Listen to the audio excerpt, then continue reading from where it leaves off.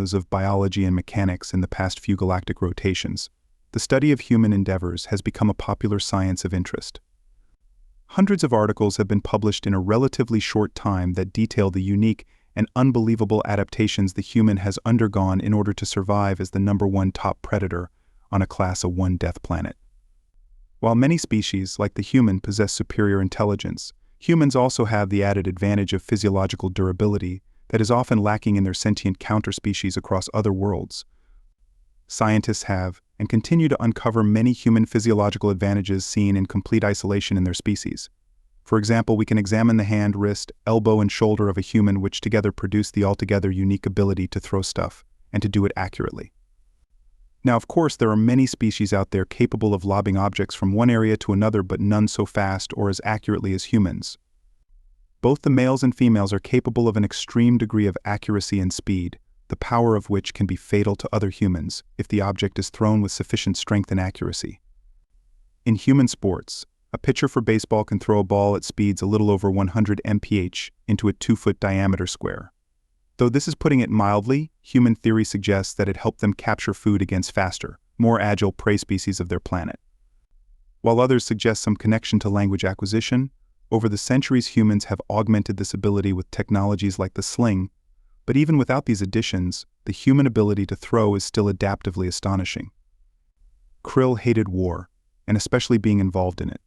Being on the front lines, crouching in holes, creeping forward on his 8 limbs, and most of all listening to the screaming as people died or got hurt around him. He didn't like it, and he really just wanted to get back on the ship and go home. The human captain Adam Ver had made a point to lecture Krill on the importance of helping other people, and of course he understood that, but this had not been his idea of helping at all. However, the Galactic Assembly seemed to disagree greatly with him, and had used their considerable power to command every human crew within a 5-quadrant radius for the job. Not to mention that the UNC Stabby was a freelance vessel with a freelance crew, so they went where the money was. Too bad for Krill that the money happened to be on the planet Daxton, fighting the Kree warlords in order to free the subjugated Bonte. It didn't help either that the Galactic Assembly, ever since the Drev War, that almost backfired had the humans not intervened, had heavily relied on a throw humans at it, till it solved strategy whenever a war problem came up. Why? Why did humans have to be so good at war? Of biology and mechanics in the past few galactic rotations, the study of human endeavors has become a popular science of interest.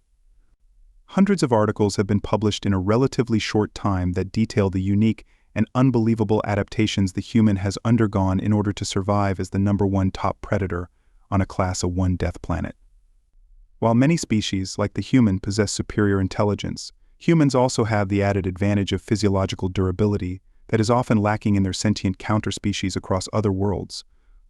Scientists have and continue to uncover many human physiological advantages seen in complete isolation in their species. For example, we can examine the hand, wrist, elbow, and shoulder of a human, which together produce the altogether unique ability to throw stuff and to do it accurately. Now, of course, there are many species out there capable of lobbing objects from one area to another, but none so fast or as accurately as humans. The point was driven home as Captain Ver sidled up next to him inside the makeshift bunker, plasma rifle cradled in one arm. One leg of his pants was torn up the side to reveal the silver chrome of his bionic leg.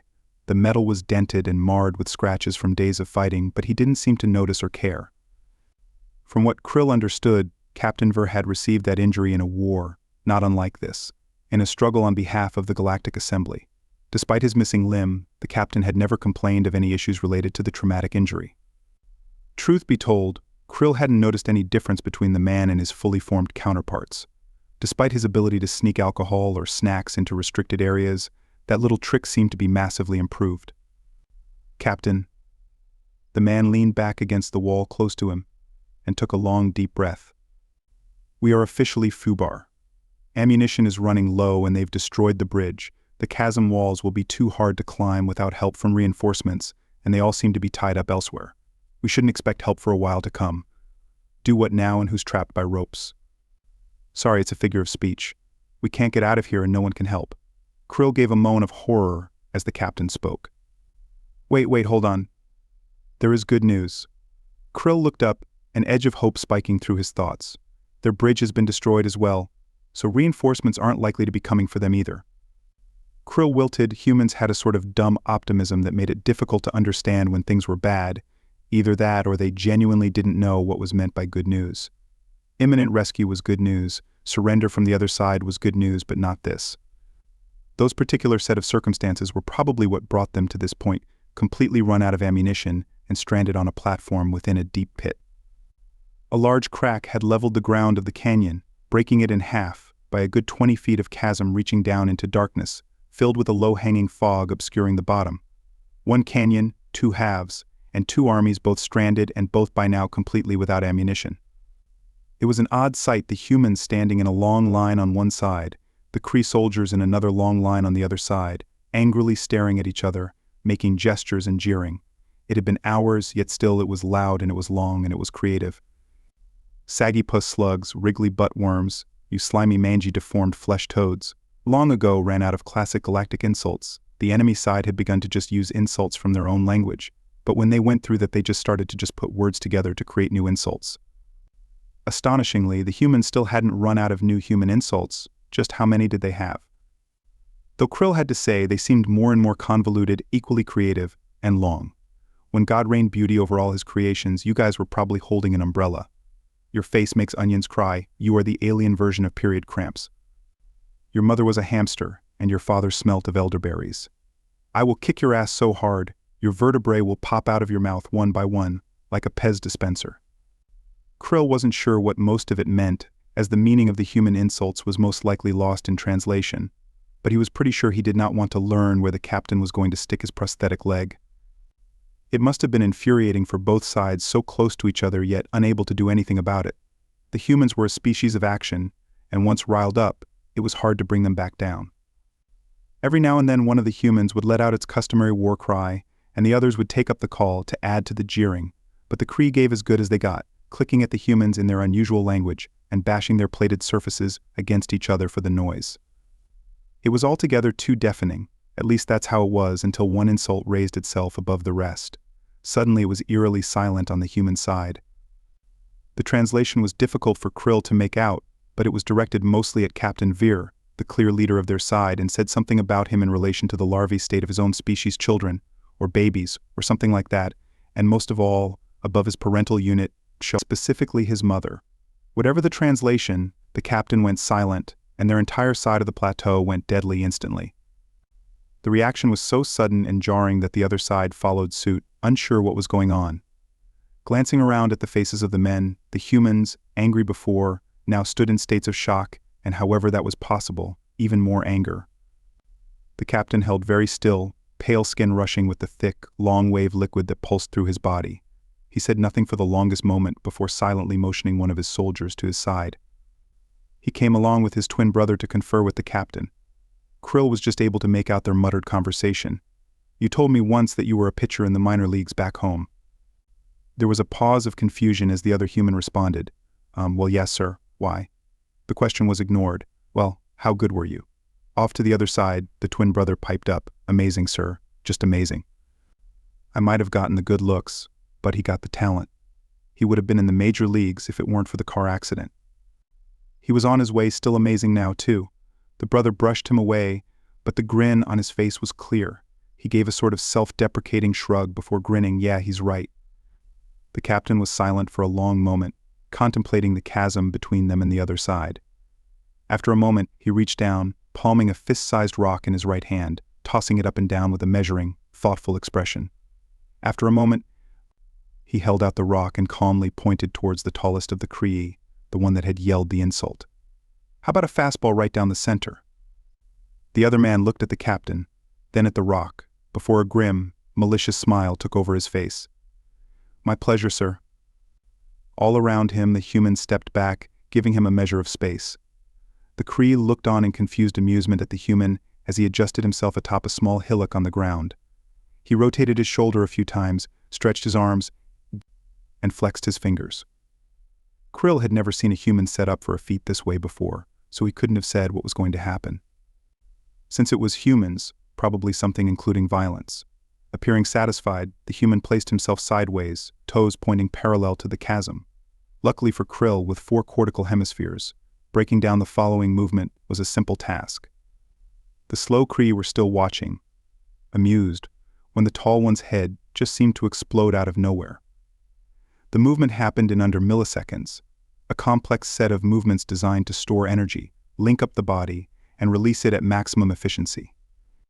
The left foot came up first, rising in the air a short distance and swinging slowly towards the right shoulder as the left hip rotated inwards. Arms clasped at his front, the human bent at the waist, keeping his back straight and his head up. The left foot reverse position, swinging the hip back open as the right arm began to drop. The right hand sunk almost to the level of the knee as the left arm swung outwards and the left foot swung wide, moving from a parallel to a perpendicular. The 2 feet, once so close, were now separated by a massive step. The right hand hung back behind the body, almost completely across the torso where the hips and pelvis were cocked. Then, with a motion like a snapping spring, the human let loose. Energy roared up from the foot into the hip before racing up the back. It connected at the shoulder, multiplied with massive velocity of rotation before shooting towards the elbow, still bent as the arm was flung forward. The human's chest was completely parallel to the chasm now as the arm swung over, elbow adding one last snap to the momentum before the rock was gone. Fingers parted as that massive amount of energy launched the rock straight forward. The momentum carried the human's leg well above his head, and the ball went across the chasm. Krill was unable to track the movement as fast as it was, but he couldn't have missed the fleshy thud and crack as the rock struck home. Yellow blood splattered everywhere around the head of the Kree general. What was left of the head was knocked back and the feet shot upwards into the air, slamming the Kree general onto the stone below his feet with another sickening thud. Exoskeleton caved and broken like a shattered egg, cortical tissue leaked onto the stone. The Kree stood in horrified silence at the humans in odd admiration before the war cry rose up. Kree squeals of fear followed as 100 humans rushed forward with their own stones. Men and women let fly with hundreds of projectiles, one after another, lobbing them high into the air and straight ahead. Far in the back, someone could be heard asking for materials to build a trebuchet because he wanted to go bigger. Because of course that's what humans do. All the while, the Kree attempted to flee, screaming and tripping over each other in their haste. Off to Krill's right, one of the human females took a turn with a different approach. Right leg forward, she rolled the weight back onto the left hip, swinging the rock backward and high above her head perpendicular to the ground. Her body at a 90-degree angle, she pushed from there, bringing her arm back down in an underhanded arc as she took a wide step forward. The left leg moved upwards as the right arm followed. Then she brought it back around, storing the momentum as her left foot hit the ground, rock once again high above her head. Like her male counterpart, she let her elbow snap through the bottom of the arc.